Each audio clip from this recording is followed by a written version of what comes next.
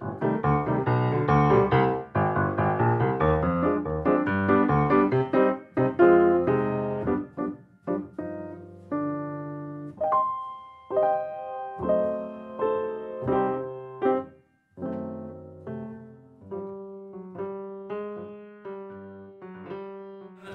and gentlemen, welcome here in Prague in the evening during Advent. I will talk about the hopes and disillusions linked to the rule of law here in Czech Republic, in Central Europe and in the European Union. If you follow the current debates, current documents of the EU, you will see that the rule of law and its disrespect or to the rule of law is again in the center of European attention. We have two Article 7 procedures ongoing against Poland and Hungary. The rule of law is mentioned frequently in the program of new commission, which started work a few days ago. And we have actually the new job in the commission, the Vice President of the Commission for EU Values and Transparency. And if you look in the documents in the letter to Czech Commissioner Jourová, you see that the rule of law is high among those priorities and European values. So definitely we have some hopes and we definitely have some disillusions regarding rule of law in connection to the EU membership. And the EU in these debates today is mentioned either as too much intrusive, too much intervening actor, which lacks intervention and knowledge to understand what's actually happening in countries, especially countries of Central Europe, which is overreacting over all reforms, or it's described as too impotent actor which cannot really change anything properly, which focuses on formalities and misses the real structural problems which the rule of law has or may have here in Central Europe. I will, in my remaining, say, 8 minutes, try to describe why this hope and frustration it not only exists, but was almost inevitable based on the structural features of the current EU integration, in particular, again, from today's perspective. Of course, if we talk about this in year 2000, the perspective can be different, but after Lisbon Treaty and after collapse of EU Constitutional Treaty, these structural features are simply there. My major argument is that the European Union law is in some way too complex and too selective to be properly comprehended by citizens of the European Union, which endangers and questions its legitimacy and ability to tackle those crucial structural elements of rule of law here in EU states. I will base it on maybe 4 major problems, issues, and then we'll try to mention 1 or 2 questions of solutions. Number 1, we have still very blurred borders of the EU influence and EU powers. We as EU citizens and EU politicians have not actually said whether we really want the EU to intervene in the rule of law in member states. Because if you look at the language of not only Lisbon Treaty, but all other documents, we talk sometimes we talk about the EU competencies, EU powers, but sometimes we talk about the EU values, which are missing implementing norms. And when we talk of the rule of law, we very frequently, and this famous Article 7, which is basis for a procedure against those states with structural problems with respecting rule of law, is talking about the values. And of course, if you talk about values, it's much easier to have political debate than to really transform these values on clearly predictable legal norms and expectation what EU institutions will do. That was there all the time. That was there before the accession to the EU, when we had the so-called EU conditionality, EU accession conditionality, where the rule of law was member of one of those 4 Copenhagen criteria. Those 4 criteria every candidate country must fulfill to get into the European Union. And there are many debates about how much these Copenhagen criteria were actually applied in practice. This democratic and rule of law criterion is criticized to be interpreted by European Union in relatively vague terms, that EU didn't provide a clear image, what, and clear picture, what is expected, what kind of rule of law is actually expected from countries joining the EU, and it was silent about many crucial things of legal and constitutional transformations of those countries. Last but not least, it was virtually silent regarding the transitional justice, how to deal with the crimes of the past, and also regarding the privatization and legal aspects of privatization process and whole economic transformation. But this conditionality had, in practice, effect because the sanction of violating rule of law criterion, regardless how vague it was not entering the EU. So, according to opinions to the critics, the consequence was that EU countries which wanted to join just did very superficial changes in their system enforcing of rule of law, and in names of Dmitry Kochenov, the scholar with roots in new member states, but now teaching in the West, did the democratic window dressing, not real reforms. That's one reason. We don't know what actually we mean and whether EU can do anything regarding the rule of law.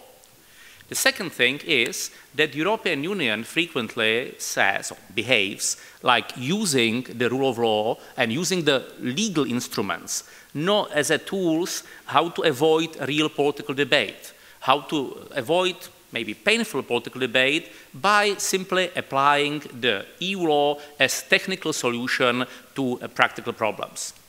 It could work, and it has been effective tool for decades of European integration, but now we are getting to the sphere where we simply cannot avoid a substantial political debate regarding what we expect from rule of law and how the whole system should work.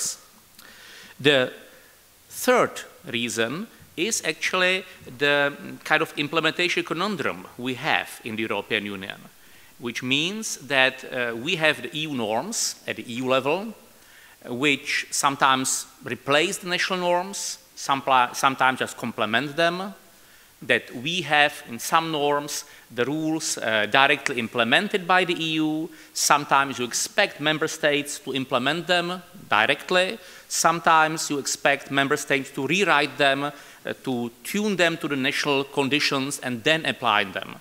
So we frankly do not know, and in the EU, do not know. It's difficult to identify the body which is responsible for the rule of law, but actually for rule of law in the EU, if we want to say so. Is it the EU institutions setting some standards? Are the member states implementing those standards? If member states, what section of the member state should be responsible? Executive, parliament, judiciary? If judiciary, which one? The general, the constitutional?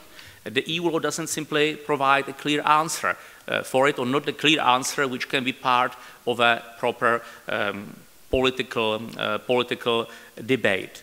And the same thing is regarding tools how EU can tackle the alleged problems of the rule of law. We have the huge catalog of norms which sometimes overlaps, and we don't really know which we should use in which particular moment. We have a standard procedure at the European Court of Justice, which we have the special procedure of Article 7. We have sometimes the rule of law connected with payment of European funds.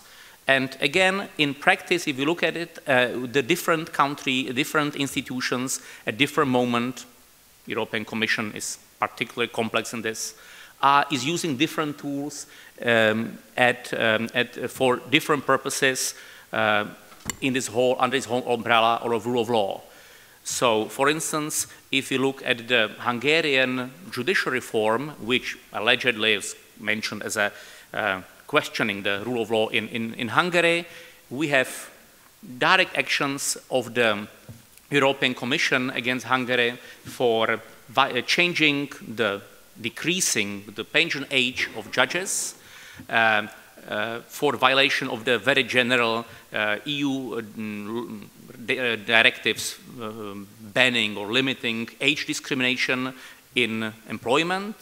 We have now this Article 7 procedure, very early stage, saying that there's even more substantial problem. And we have even the individual Western courts which refuse to cooperate with their Hungarian counterparts, saying we don't really trust that you enforce the rule of law, so the mutual trust and mutual recognition of decisions can be stopped or stayed. I know there are four reasons why there is certain frustration from the rule of law and EU, both from those which expect that EU will be more active and those which expect that EU will be more deferent in this regards. So my last conclusive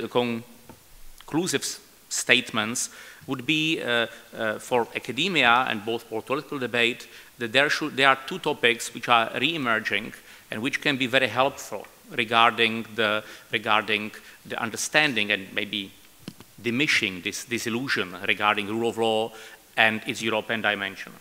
First, what is returning to the debate in the EU is the question of the constitutional identity.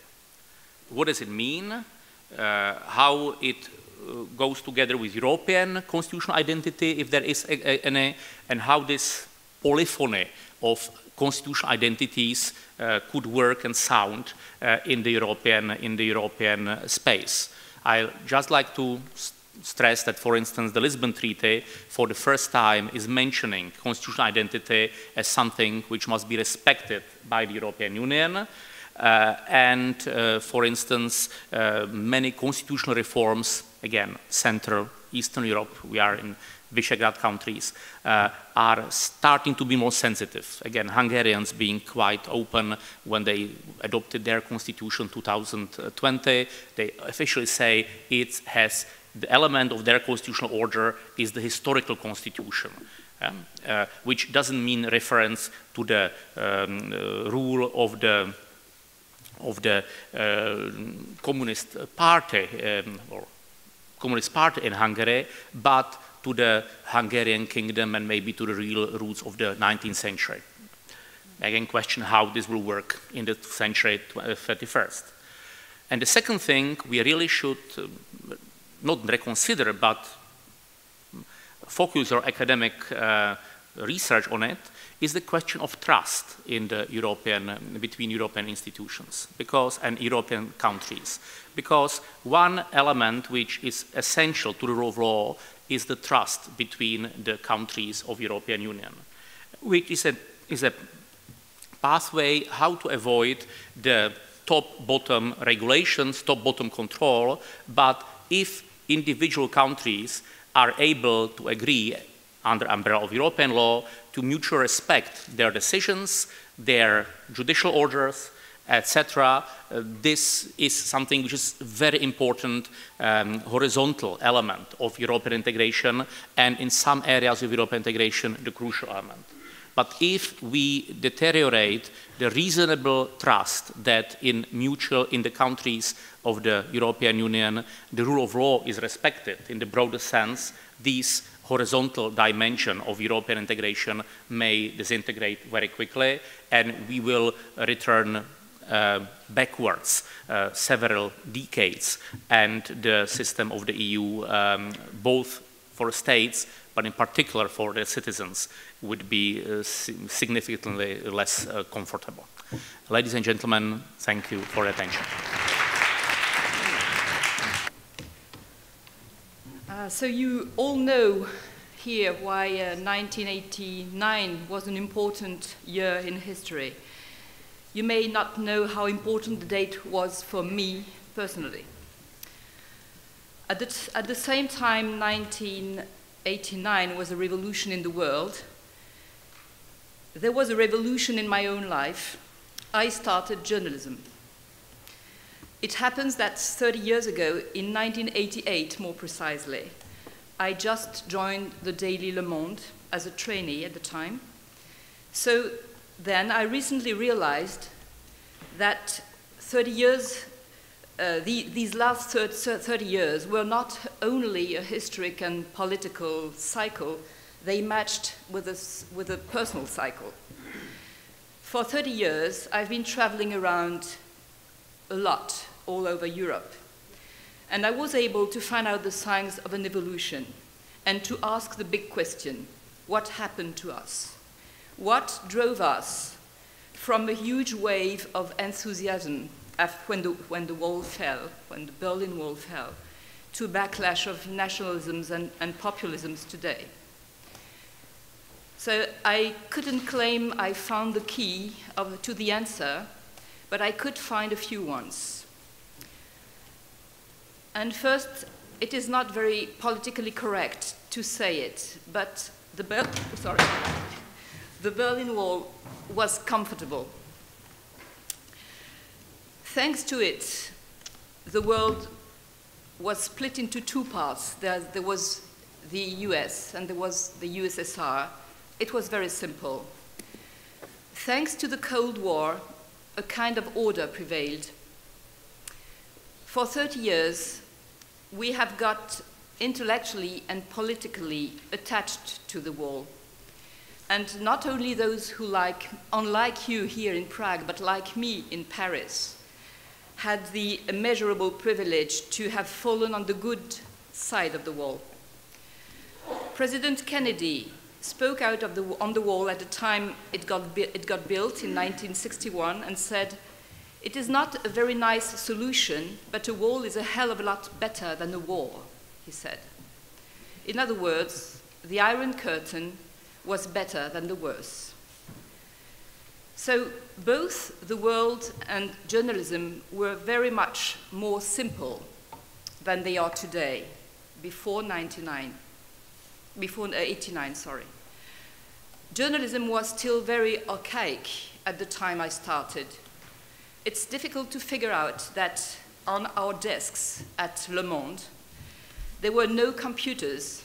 There were just leaves of paper, scissors, glue, a roll of tape, and a very old writing machine. So there was no computers, no cell phones, no emails, and no social media. The world itself was very archaic too. The wall divided the world into two distinctive parts. It called out a loud and clear identified enemy. It offered us the welcome opportunity to whine about the European half, which we had been cut off. It put us in the position of waiting for a global democracy, as others do with the Messiah. It allowed us to dream with Fukuyama to the end of history. It allowed us to dream about that moment when reunifying West and East would overcome the Cold War, about that common paradise where liberal democracy would prevail on over the last big totalitarianism. But one day, suddenly we stopped dreaming. The wall fell. Euphoria was short-lived.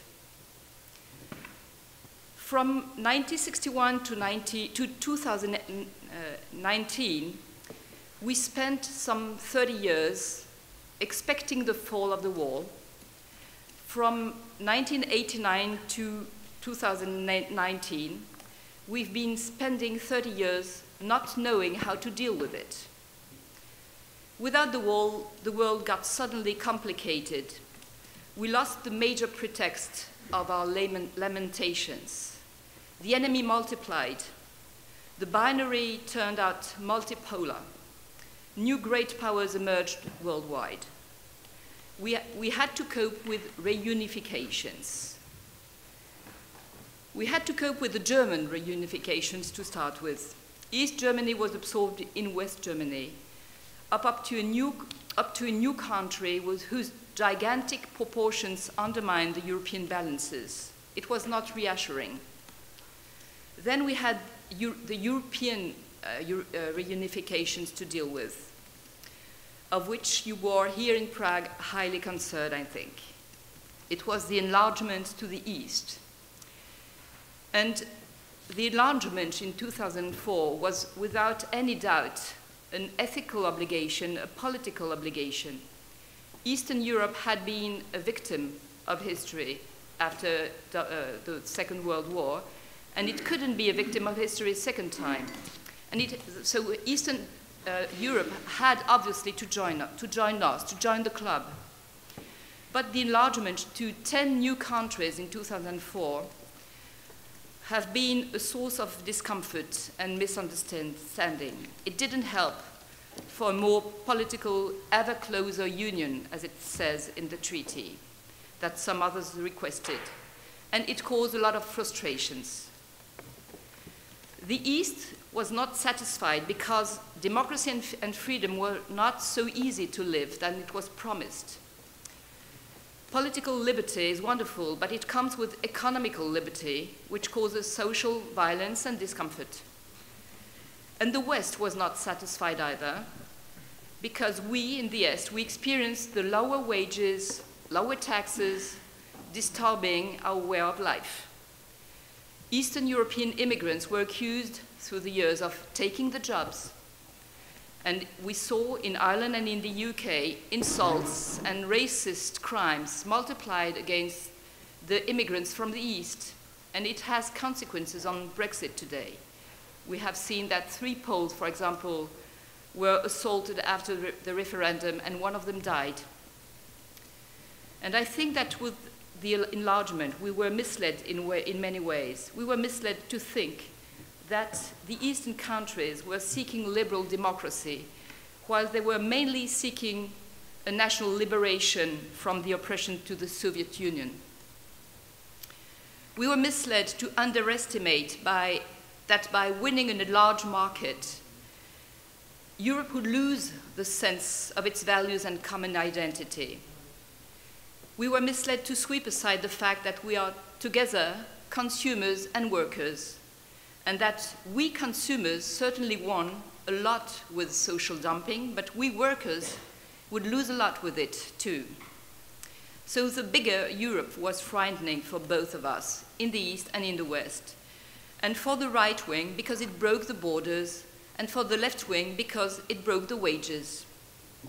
So you had new divides appearing. And the former Cold War was comfortable, and after the wall fell, the war started being unstable and unraveling. So by destroying the wall, we built many new walls, in fact, more invisible, though actual. There was another one between East and West, that is, because we have different frustrations and different mindsets which are remaining. And we built a new wall between the north and the south of Europe, between more rich countries and more poorer in the south. And we built the major wall within the European countries themselves, between that what a British writer called David Goodhart called the anywheres and the somewheres. The anywheres are the mobile, open, educated, cosmopolitan elites. The cosmopolitan citizens, they are fit to adapt to global changes, and the somewheres are stuck to their local territory. They are the unpowerful victim of the globalization.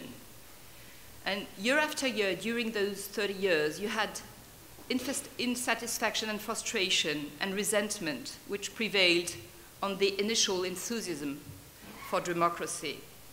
Societies cracked. And last but not least, something emerged in 1989.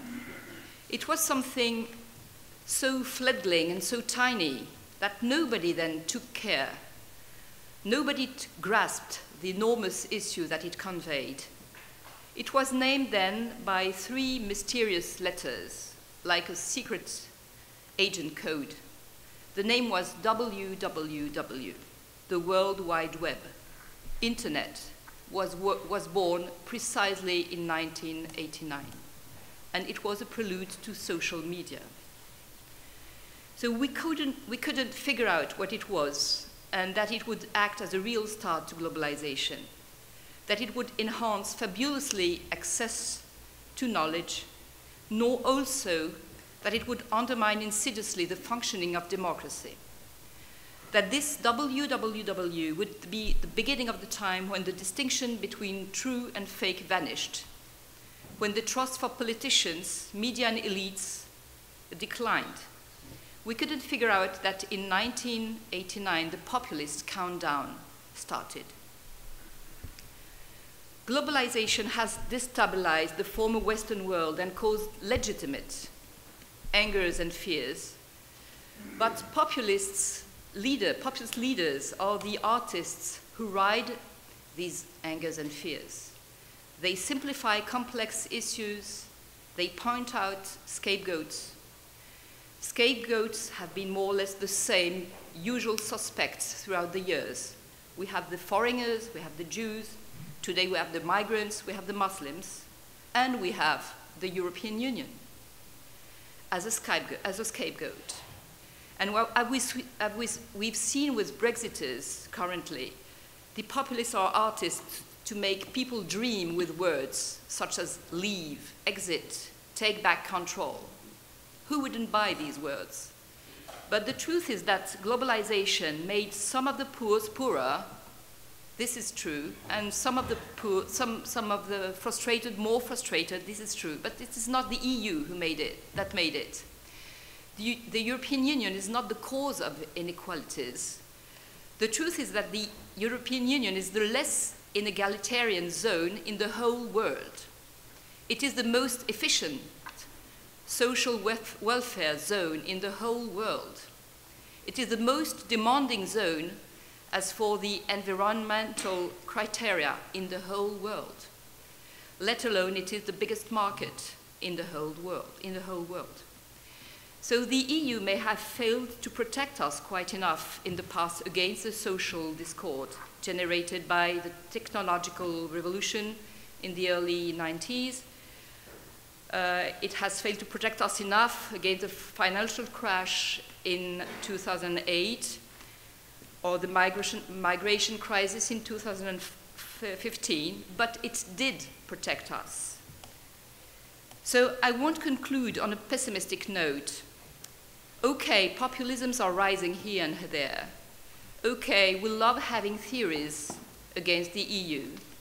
We love saying that it's not protecting or that it's the cause of all our unhappiness. But practically, everybody knows that the EU is protecting. It's not protecting enough, but actually it protects us from the violence of globalization. Actually, the EU is not a question of feeling or emotion or I'd rather like it to be there or not to be there. We have no choice. The world is now divided into big, powerful countries like the US, China, India. India is going to be the 4th most powerful country in the world. And none of them is expecting us anymore as isolated countries. It is disillusional to think of a possible sovereignty or out of a big power. And our big power is the EU. We have no other. And Brexit has been very helpful to understand that, because British are giving a circus show, a laughing stock. Brexit is a very useful scarecrow to our Frexiters. And it is interesting enough to notice that no leader in the EU wants to leave the European Union anymore. And as polling shows, you won't find any nationalist European leader today, nor any majority in any European country today who will, they say, would quit the EU. So here's my optimistic touch in times of populism. Societies are divided into 2 equal parts. It means that half of them are against populism and in favor of liberal democracies, and I have hope and faith in these positive liberal democrat halves.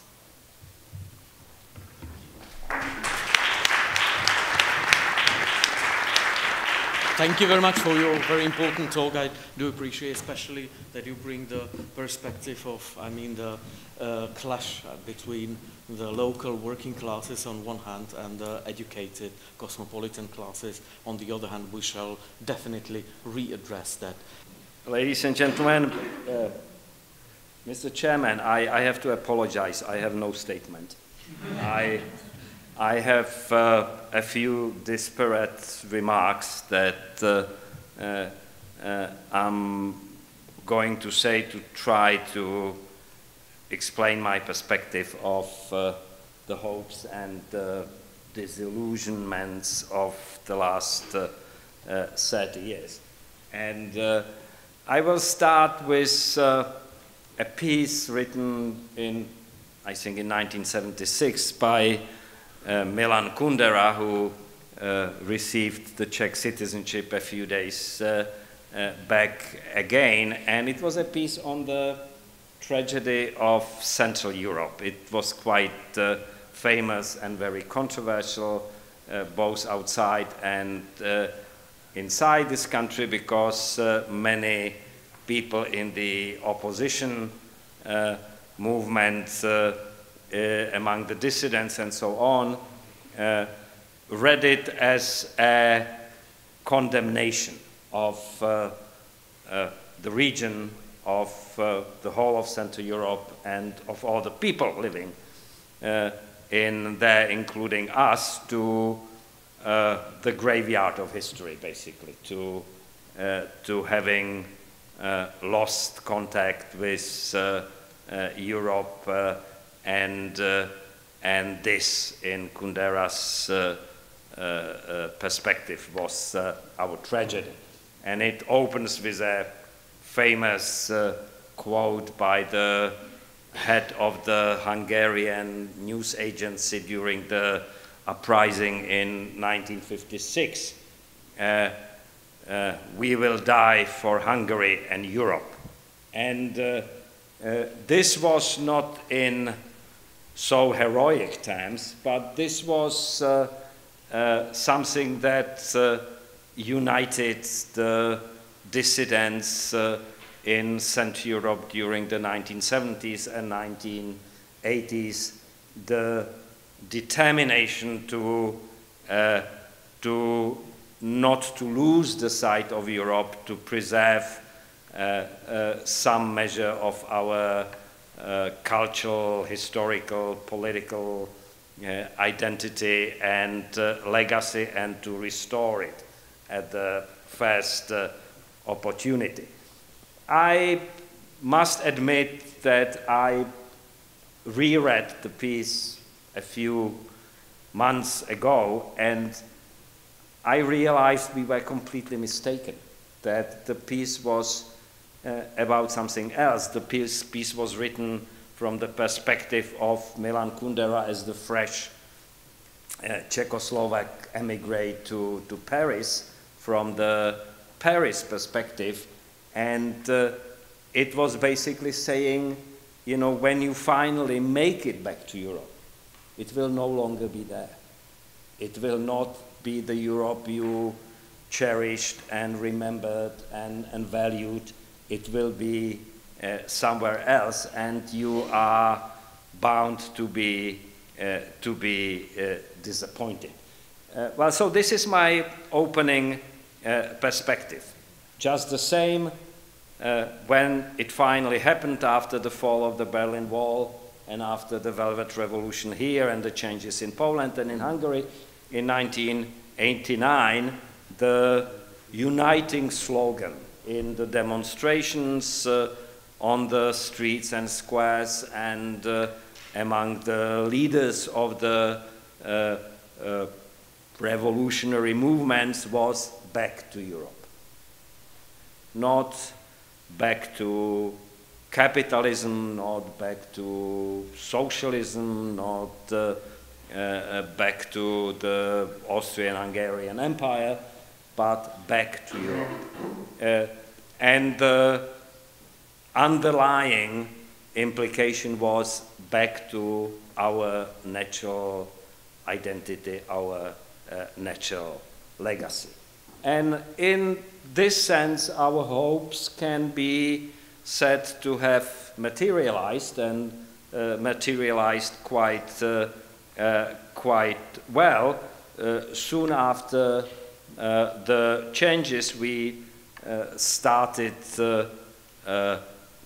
as the language was then approaching Europe, finally entering the accession negotiations, and incidentally the first application for the membership to the EU was made by the government of then Prime Minister Klaus, who is today one of the sworn enemies of the European integration, but that's just an ironic footnote. But in 2004, after having a referendum on the membership of in the European Union, in which 74% of the people who voted in the referendum voted in favor of the accession, we entered. And I think there's no denying that in many ways we've benefited hugely from the membership, certainly from being part of the single market and the opportunities that it has provided, certainly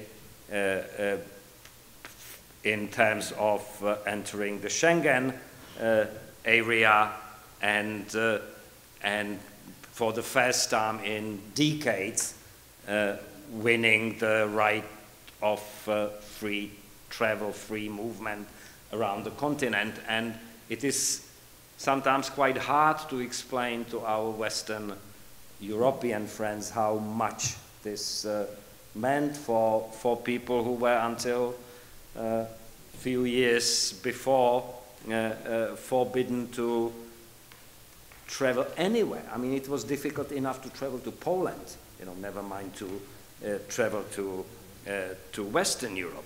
The free movement of labor, which came in stages, but eventually came 7 years after we entered everywhere in the EU, and in this hall I should also mention the free movement of students. It's so beneficial to young people in this country today that they can travel on the Erasmus program, or after applying to universities all over Europe, and basically study under the same conditions that the students in those countries have.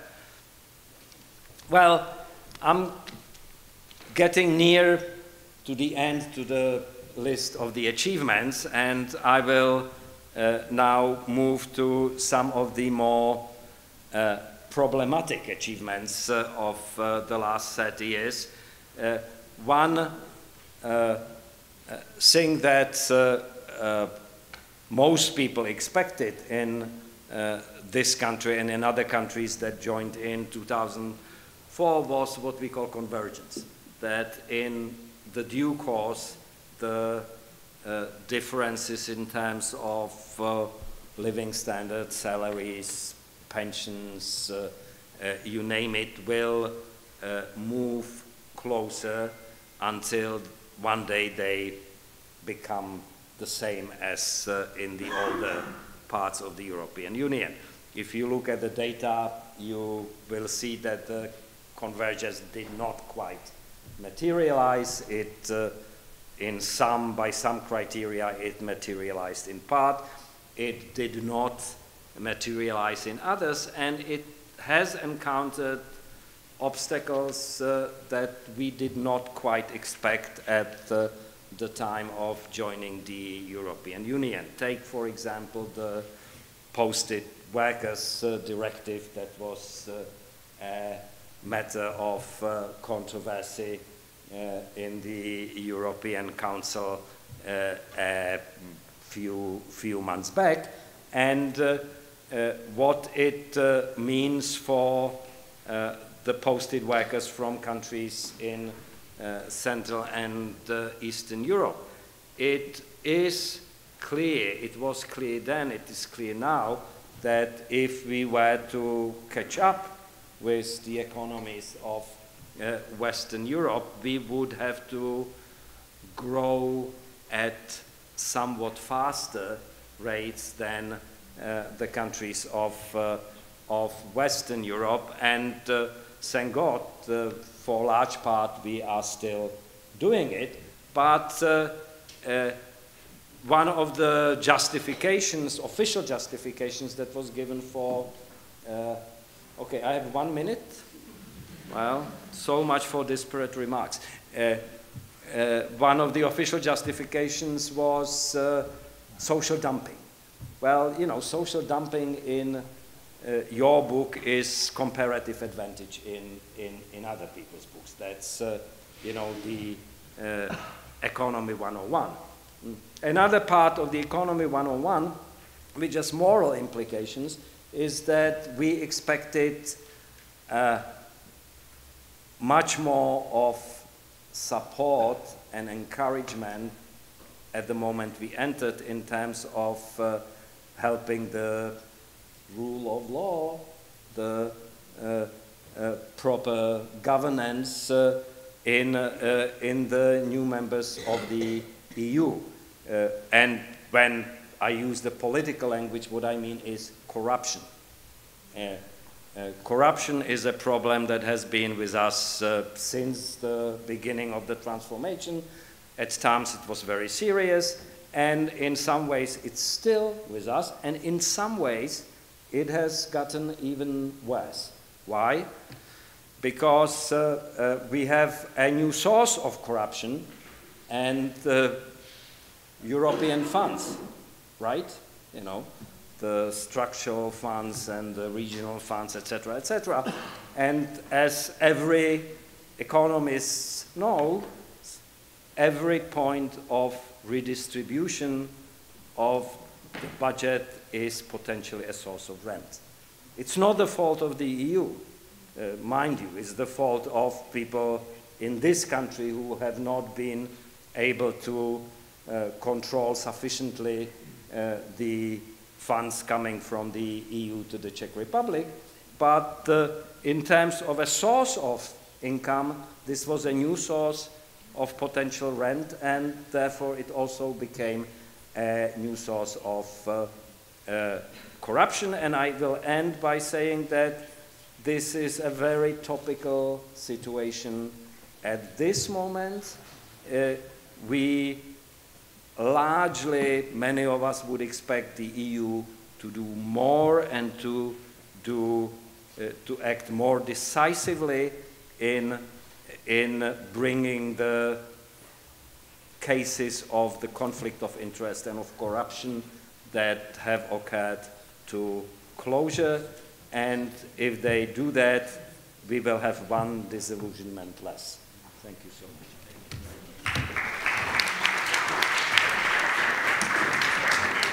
Thank you. Thank you very much. I would just say that in November 1989, I came to Prague, and I participated to the demonstration. You know, it was so breaking event. It was not imaginable, you know. So, but I will not speak about the past. We were told that we should have to address the issue of European integration in this roundtable. I will make it short and try not to repeat the point the former speaker have already addressed. I would like to come back to the hopes and maybe also to the disillusions. By the way, it is perhaps worth to underline that in spite of the Euro-critical image many Czech politicians and sometimes Czech media give of their country, 56 of the Czechs still declare that they are happy to be members of the European Union. Other speakers, and especially the two ministers of foreign affairs, have already pointed out how much the issue of being a natural and an unquestioned part of Europe was present in 1999 and immediately after 1999 in the whole Central Europe or East Central Europe. A part of European culture, part of European history. Michal Žantovský, I think, just remind that in Hungary in 1956, people asserted that they will die for Hungary and for Europe. It was asserted and reasserted and universally accepted. However, this Europe was a timeless Europe, a non-contingent one, a Europe without temporality. And suddenly, a present and reunified common Europe was expected to exist. But yes, I know I can be contradicted when I am saying that it was a timeless Europe, a representation of a permanent Europe. Because, for instance, I remember that in November 1989, Václav Havel, I don't know, during the first week of the demonstration, told from the balcony he was standing,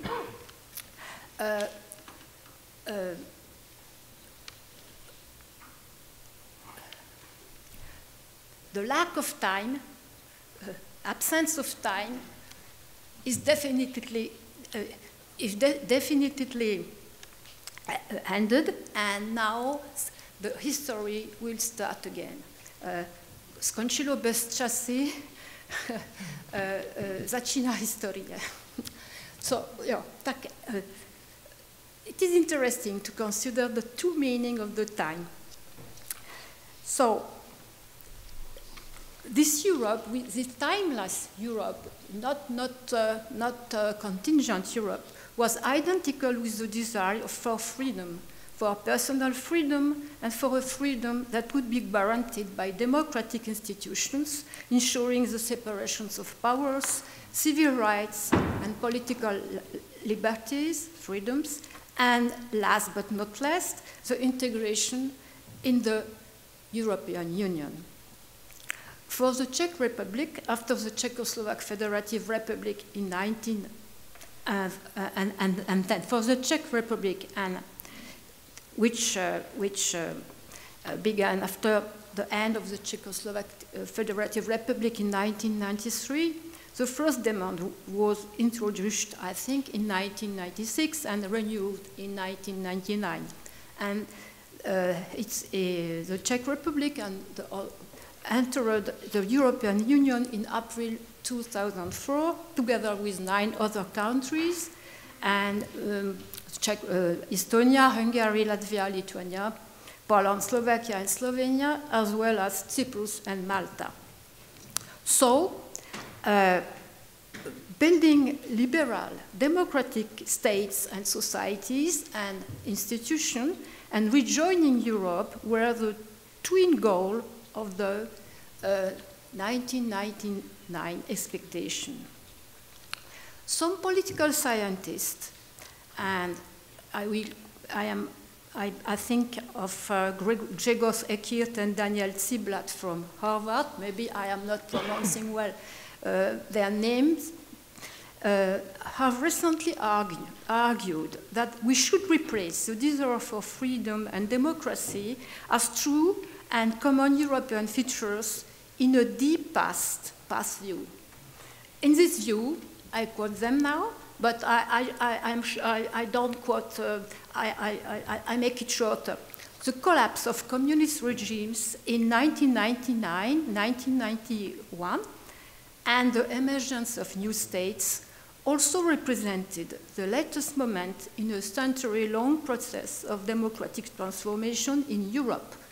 The outcast states of Europe recovered their place as an intrinsic part of Europe and resumed their efforts that had begun in the 19th century to construct and sustain democratic institutions.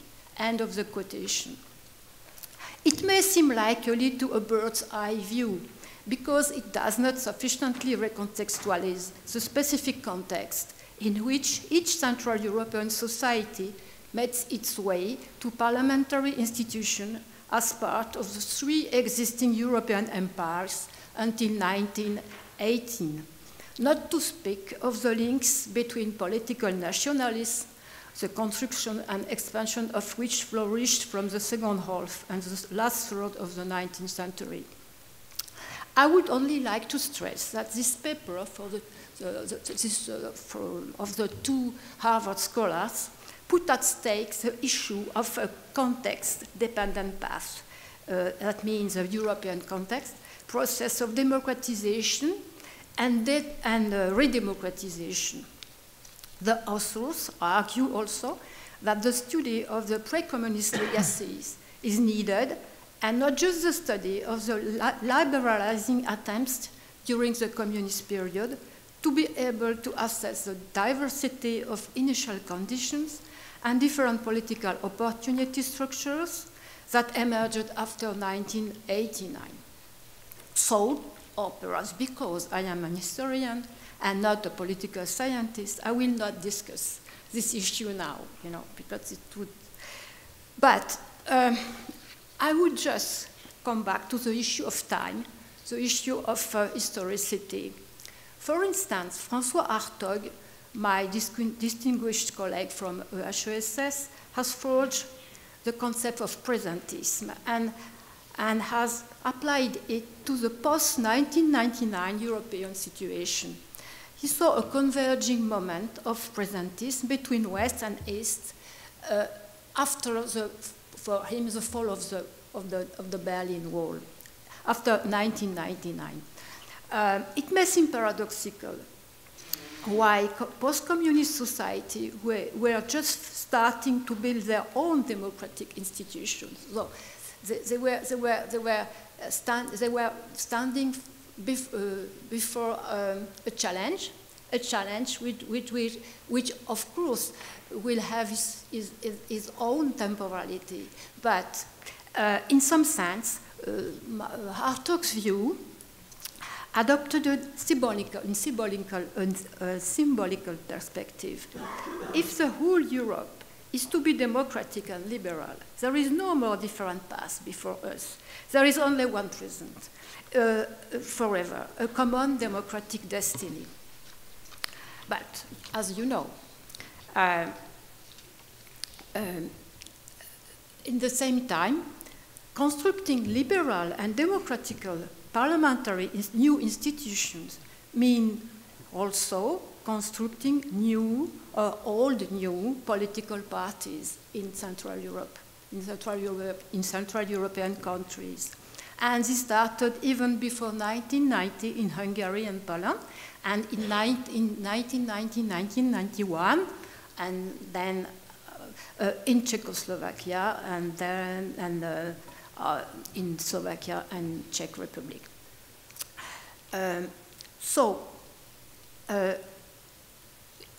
I will make it short now. I think this state of things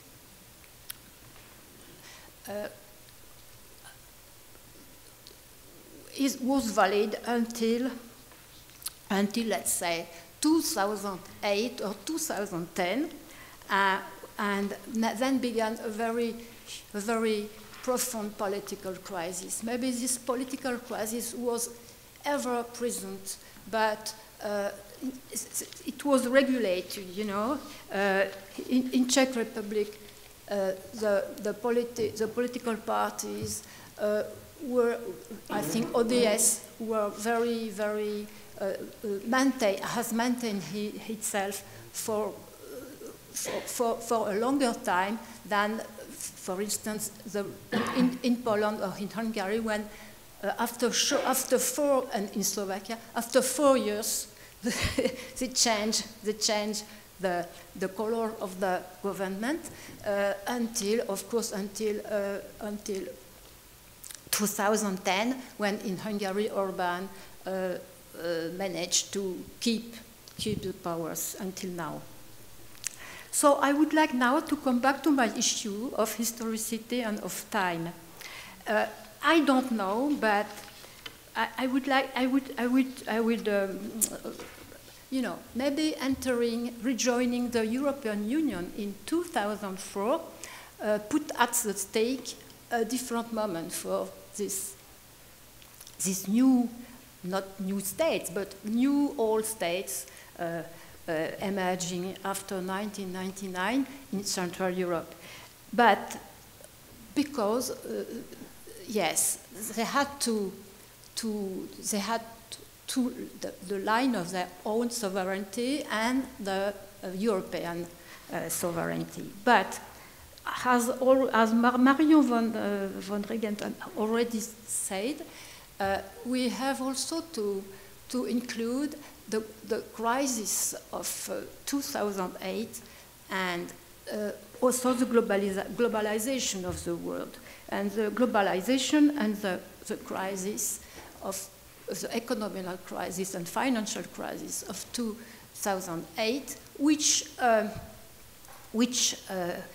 and because now we are facing a very profound political crisis all over Europe and maybe all over the world too, and a geopolitical destabilization and reorganization.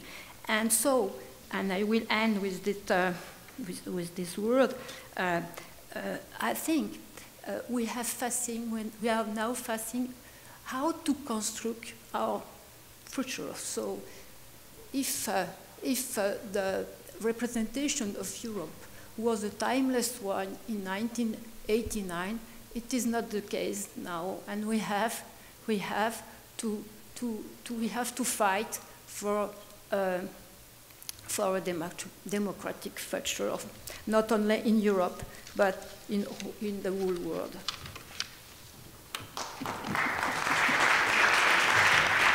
Thank you so much.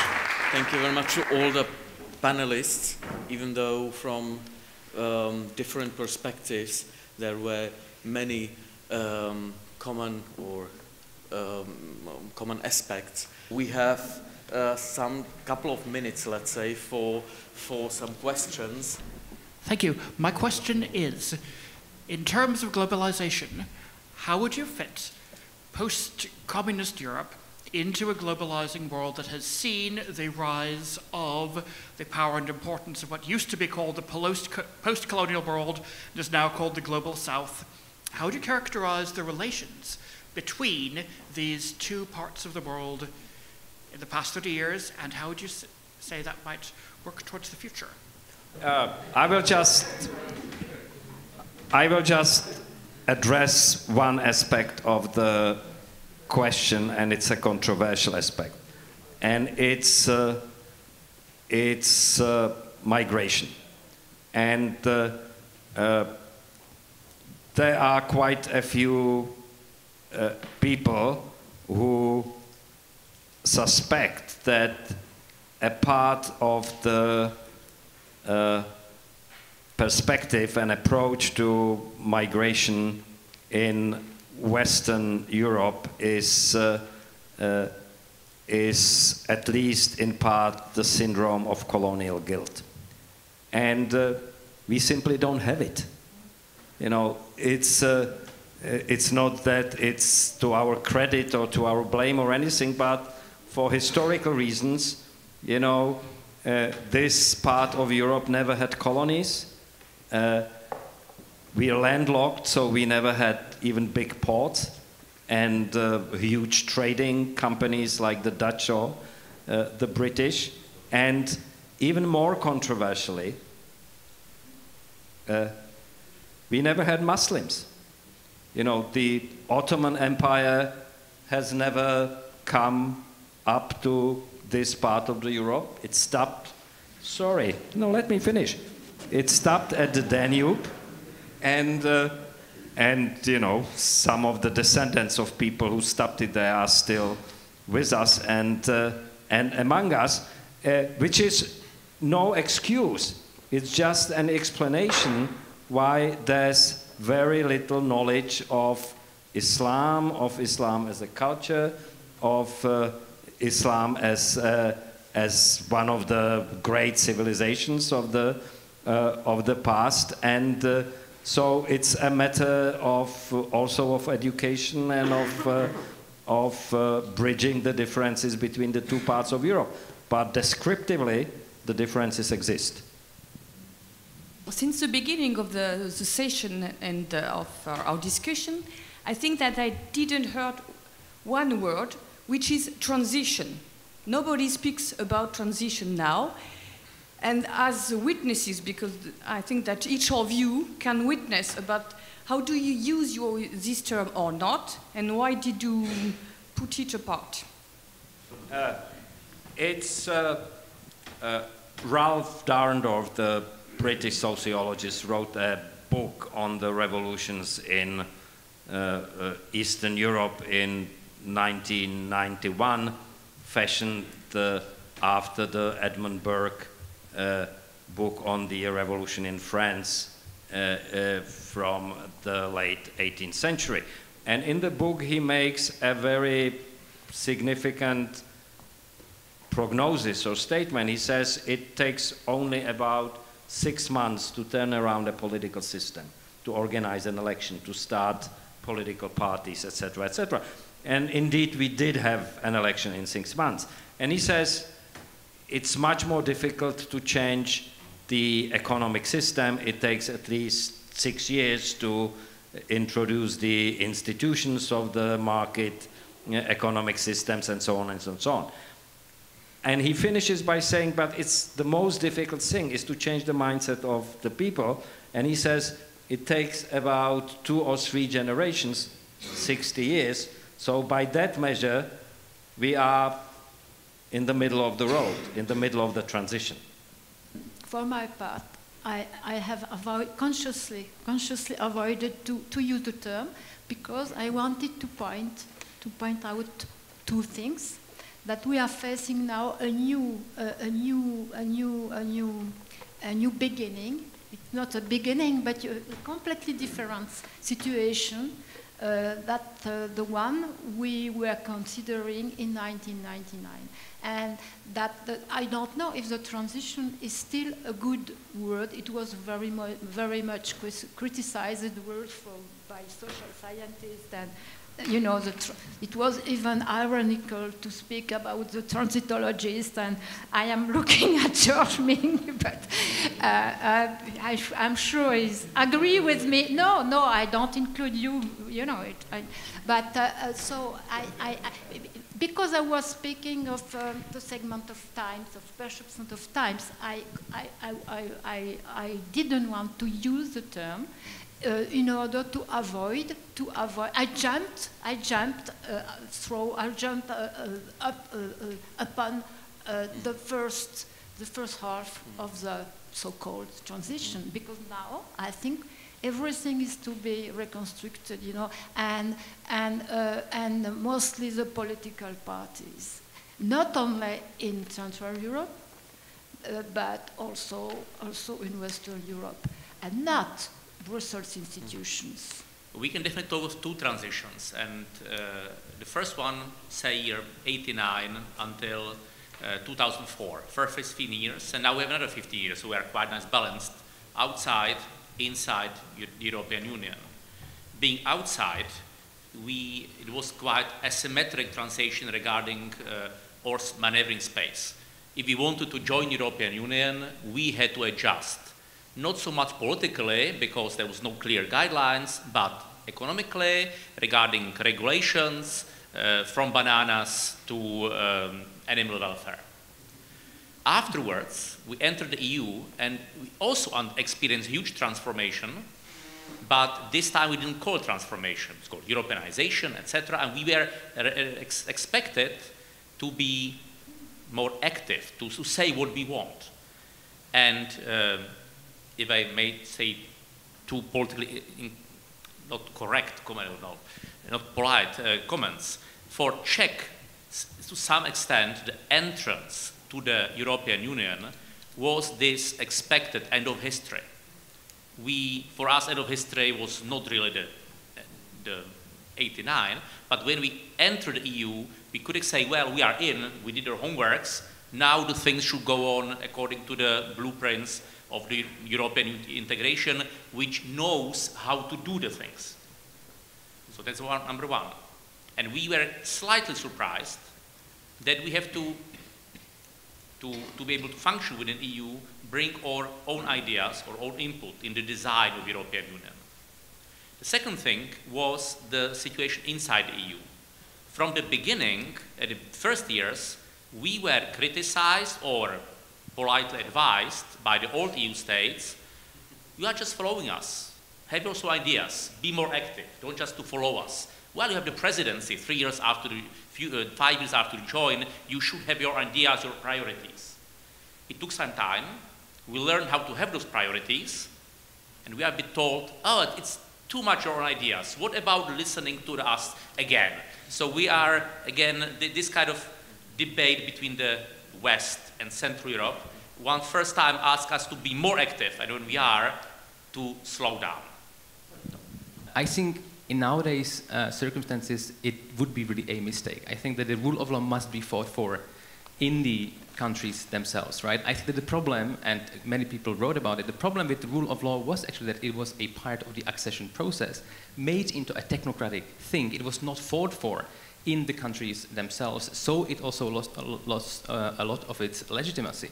And it's not by chance that all the major illiberal populist movements in this part of Europe, such as in Hungary and Poland, they actually speak even about counter-constitutional projects which are ridiculizing the liberal notion of rule of law, right? Because this is exactly something that felt like this was imposed on us by the EU accession process. So, and I think that as far as we have, after all, fortunately or unfortunately, nation state as the main platform of democratic politics, it must be fought in these countries. And I think that we see it in Poland nowadays, also in this country, that actually once we are starting feeling here, or in Poland really losing, however sort of imperfect rule of law we had before, then actually we can also see some kind of citizens mobilization behind that. Thank you. You've connected the hopes and dissolution with EU. So entering to EU meant end of history, but beginning of democracy. My question is whether you don't consider the fact that the countries entered European Council, which was the Council of Europe, sorry, the Council of Europe, which was a major step to approach, the convention, and NATO.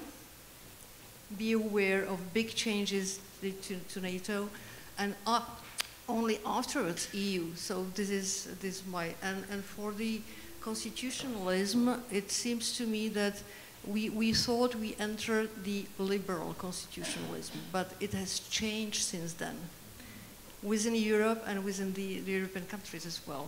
So, yeah. Thank you. We can start with these constitutional remarks.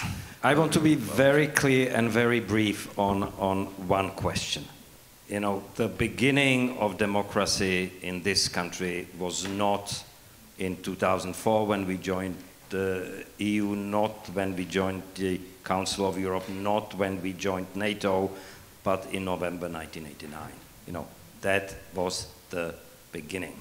And I very much like what Marie Elizabeth said, that Václav Havel in one of the demonstrations said, you know, this is history returning to us precisely at the moment when Francis Fukuyama said it ended. If I may add something. I didn't speak about the entering the entry to the Council of Europe because it is always a matter of perspective.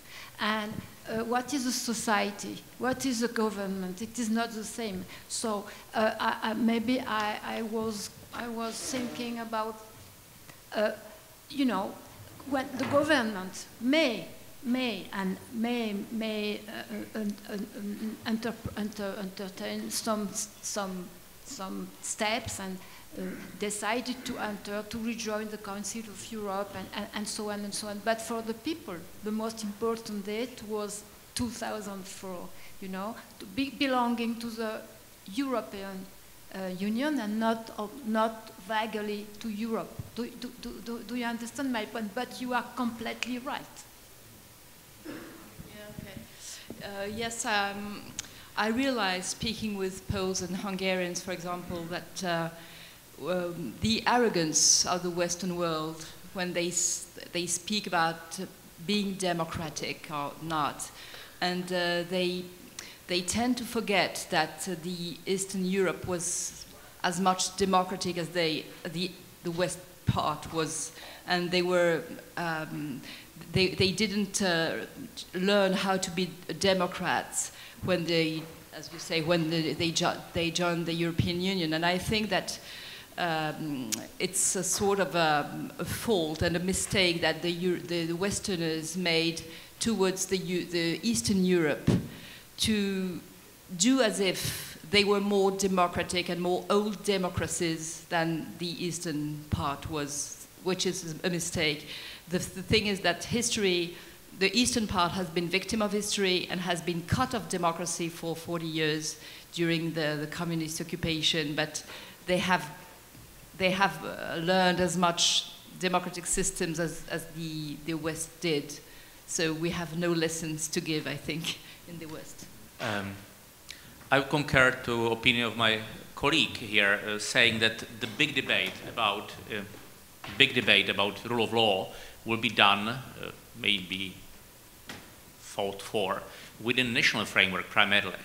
The EU can provide us some advice, some framework, but that was my comment about the constitutional identity.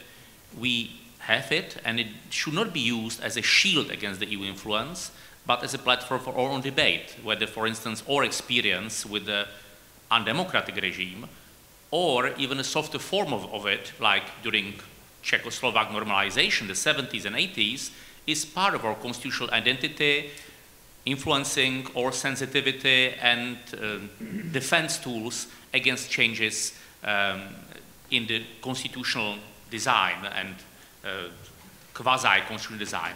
But again, it will be primarily national debate, and the EU will not solve it for us, not impose it on us, but the Czech voter will decide. And if you look at current development, say in Romania, there is ability to reverse the process. So this